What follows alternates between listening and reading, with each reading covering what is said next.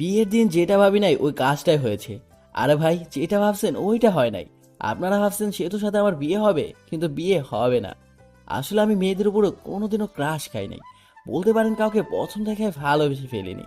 কিন্তু সেতুর বিয়েতে একটা মেয়েকে দেখি, যাকে দেখে পুরাই ফিদা হয়ে যায়। ভালোবেসে ফেলেছি, কিন্তু মেয়েটিকে চিনি না। মামার বাড়ি আত্মীয়দের যতগুলো মেয়ে আছে সবগুলোকে চিনি, কিন্তু এই মেয়েকে চিনলাম না। অত ভেবে লাভ নাই শুভ। আগে ভাব মেয়েটাকে কিভাবে পটানো যায়। যেভাবে হোক বিয়ের কয়েকদিনের ভিতরেই পটাতে হবে। না পটাতে পারলে হাত ছাড়া হয়ে যাবে। যেই ভাবা সেই কাজ। দেখতে পেলাম মেয়েটা একাই বসে আছে। আমি তার কাছে গিয়ে বসলাম। বসে থেকে বুকের বাম পাশে হাত দিয়ে বলতে লাগলাম, উহ, আহ, উহ, আপনার কোনো সমস্যা হয়েছে? ডক্টরকে ডাক দিতে বলবো? উহ, আহ, ইস। দেখতে পাচ্ছেন না বুকের বাম পাশে চিনচিন ব্যথা করছে। ডাক্তারকে ফোন করব? এই ব্যথা ডাক্তার দিয়ে ভালো হবে না। এই ব্যথা ভালো হতে হলে আপনাকে লাগবে গো, আপনাকে।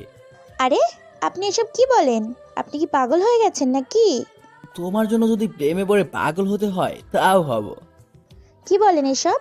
এটা বলে মেয়েটি চলে গেল। আমি ও চলে যাওয়ার দিকে তাকিয়ে রইলাম।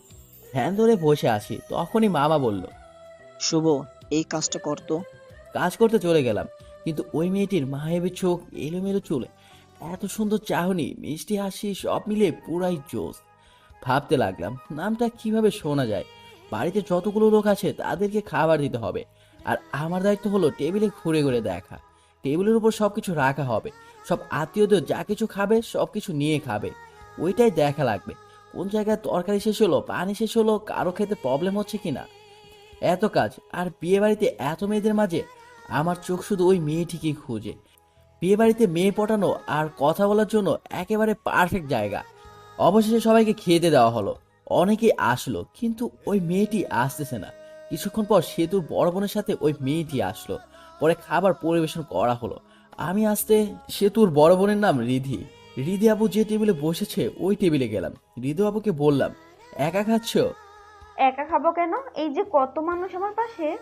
আচ্ছা, আমাকে সাথে নিয়ে খেলেও তো হয়। একটা মাংসের পিস খাইয়ে দাও। হ্যাঁ কর, খাইয়ে দিচ্ছি। এই মেয়েটার নাম কি? কোন মেয়েটা? তোর ডান পাশেরটা। ও, ওর নাম হলো আফরিন, আর ও হলো... আর কিছু শুনতে জানি, নামটা দিয়ে চলবে। আচ্ছা, মেয়েদের নাম শুনে কি করবি? আবার প্রেমে পড়ে গেলি নাকি? আরফিন শুধু সবকিছু শুনতেছে আর অবাক দৃষ্টি দিয়ে দেখছে আর খাচ্ছে। কি যে বলো না তুমি। প্রেমে পড়ে কি করবি? ফুপিকে বলে একটা বিয়ে করে ফেল। বয়স তার কম হলো না? আর কিছুদিন গেলে বুড়ো হয়ে যাবে, বউ পাবি না। আরফিনের মতো সুন্দর একটা মেয়ে পেলে তো এখনই বিয়ে করে ফেলতাম। আরফিন একটু কাছে দিল। দিদি, কি বললি তুই? আর আমি এটা বলে ওখান থেকে চলে আসলাম। বেশিক্ষণ থাকলে প্রবলেম হয়ে যেত। সবার খাবার খাওয়া শেষ হলো। তখন মামা বলল, শুভ, তুমি কি কিছু খাইছো? না মামা। তুমি তাহলে নিধির রুমে যাও, খাবার পাঠিয়ে দিতেছি। কিছুক্ষণের পর সেতুর শ্বশুর বাড়ি থেকে লোক আসবে, তখন তার খাবার খেতে পারবা না। খাবার খেয়ে ভালো ড্রেস পরে নিয়ে এটা পরিবর্তন করো। গরমে ঘামের কারণে ড্রেসটা নষ্ট হয়ে গেছে। ঠিক আছে মামা। পরে চলে গেলাম নিধির রুমে। নিধির রুমে গিয়ে দেখি আরফিন আরো কয়েকটা মেয়ে বসে ফোন চাপছে। আমাকে দেখে নিধি বলে উঠলো, কি রে বাদর, এখানে কি করিস? আরফিনের দিকে তাকিয়ে বললাম। তাকে না দেখে আর থাকতে পারলাম না। কাকে রে? বুঝবি না রে। আপনারা হয়তো ভাবছেন নিধির ঘরে খেতে যেতে বললো কেন। এখানে একটা কারণ হলো, বাড়িতে অনেক আত্মীয়। এখন আমাকে আলাদাভাবে খাওয়াতে হলে আলাদা একটা রুম তো লাগবেই, তাই না? তখনই মামা খাবারের প্লেট নিয়ে ঘরে ঢুকলো। আর আমি টেবিলে বসে পড়লাম। মামা নিধিকে দেখতে পেয়ে বলল, এটা আমার ছোট মামা। তুই শুভকে তুলে তুলে দিস। শুভ তো তুলে নিয়ে খায় না। ওকে চাচ্চু। আমার সামনে রাখে তরকারির বাটি, ভাতের বাটি, আরো যা কিছু আয়োজন করেছিল সব।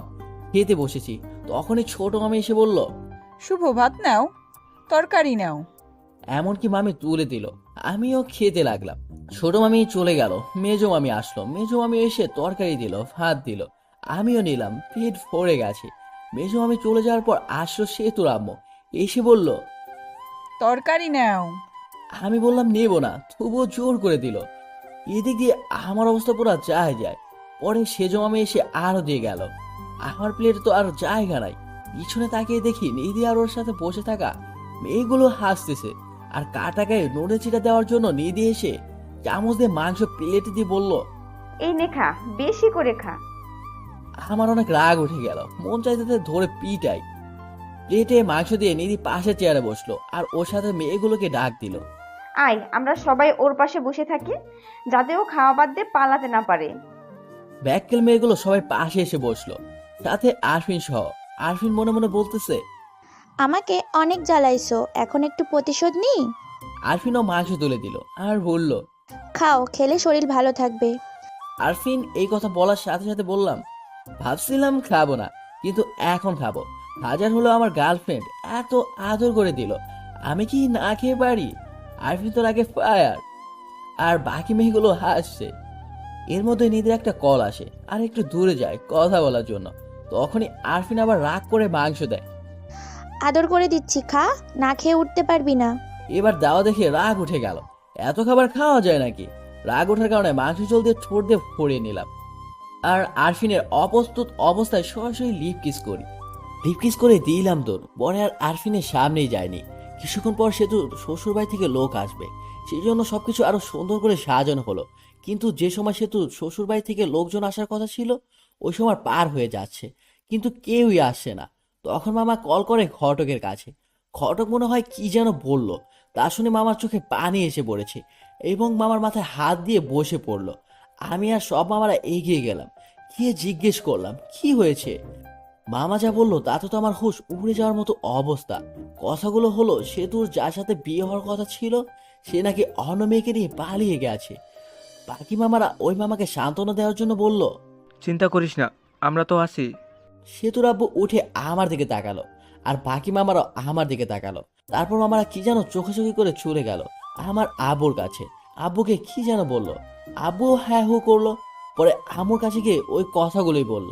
পরে আম্মু আমার কাছে আসলো আর বলল সেতুকে বিয়ে করতে, কিন্তু আম্মু সেতু তো আমাকে পছন্দ করে না।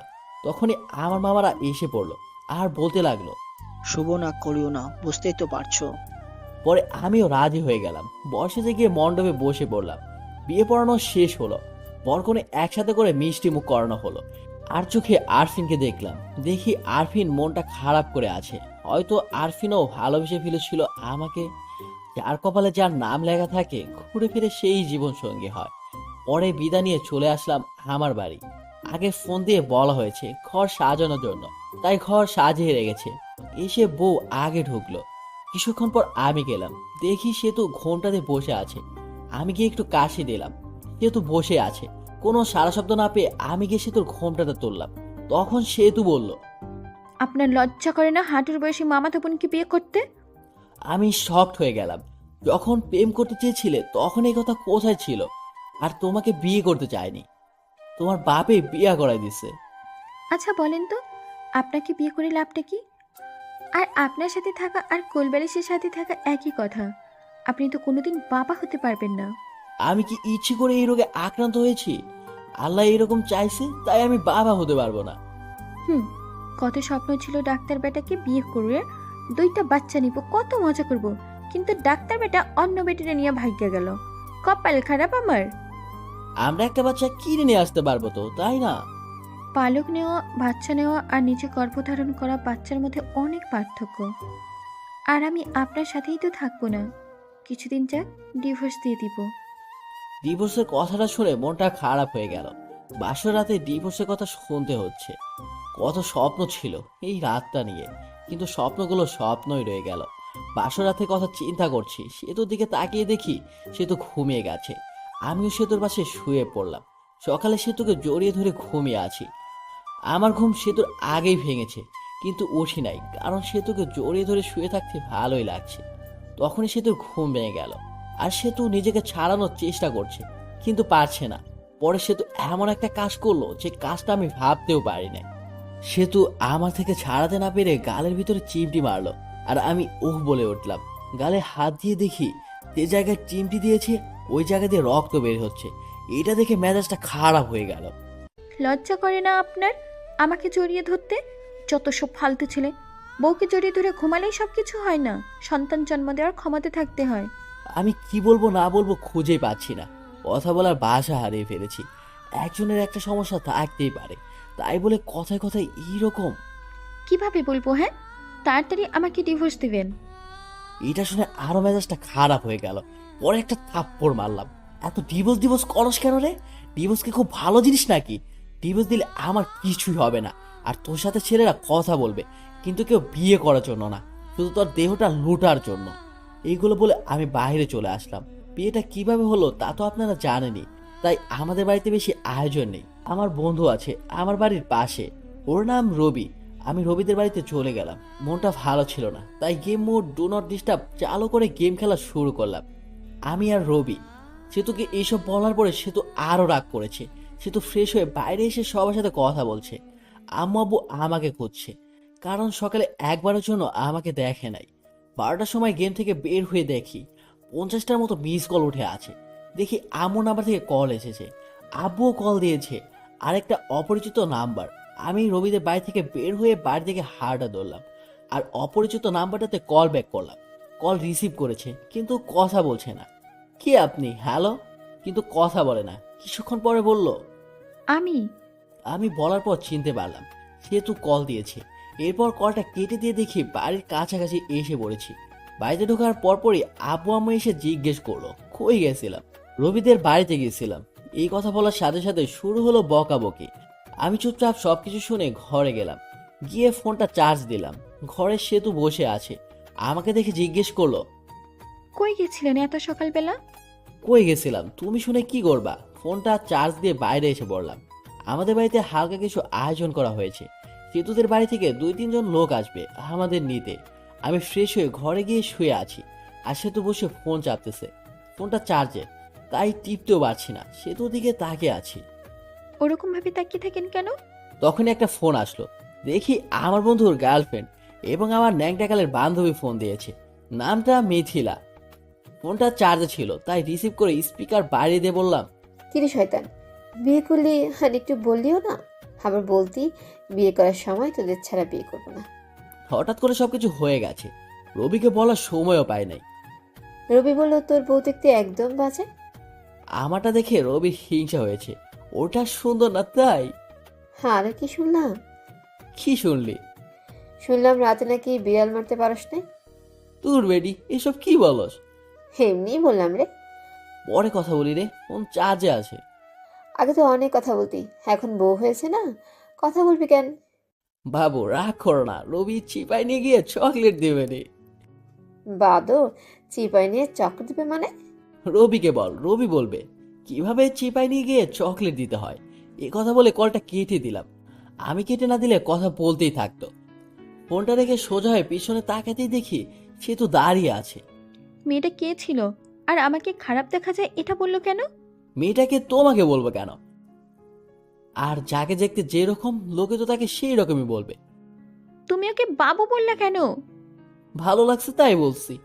আর আপনি থেকে তুমি বলছো কেন? আমি তোমার বড়, সম্মান দিয়ে কথা বলবা। ঘরে বউ রেখে অন্য মেয়ের সাথে কথা বলতে লজ্জা করে না? লজ্জা করবে কেন? তোমাকে তো ডিভোর্স দিয়ে দিব। এটা শুনে রাগ করে সে তো চলে গেল, আর আমি শুয়ে রইলাম। কিছুক্ষণ পর সেতুর বাড়ি থেকে লোকজন আসলো। খাওয়া দাওয়া শেষ করে শ্বশুর বাড়ি থেকে রওনা দিলাম। শ্বশুর বাড়ি যাওয়ার পর সেতুকে জ্বালানোর জন্য